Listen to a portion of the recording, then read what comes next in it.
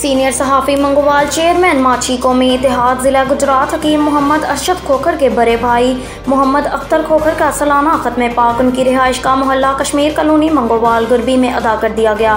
ख़त्म पाक में इलामा कारी फरमान अली कादरी ने कुरान और सुन्नत की रोशनी में बयान भी किया और खसूसी दुआ भी फरमाई।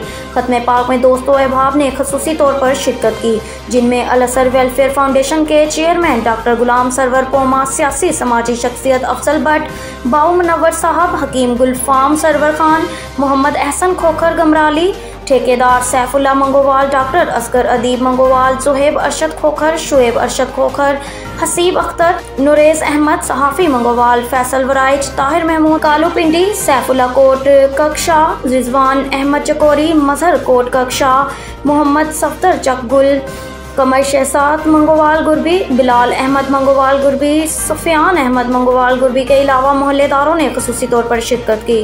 ख़त्म पाक के इख्तिताम पर कारी फरमान अली कादरी ने खसूसी दुआ फरमाई। कैमरा टीम के साथ हकीम अरशद मंगोवाल। अब तक के लिए इतना ही। मज़ीद खबरों से बाखबर रहने के लिए विजिट करें हमारी वेबसाइट ritnews.pk।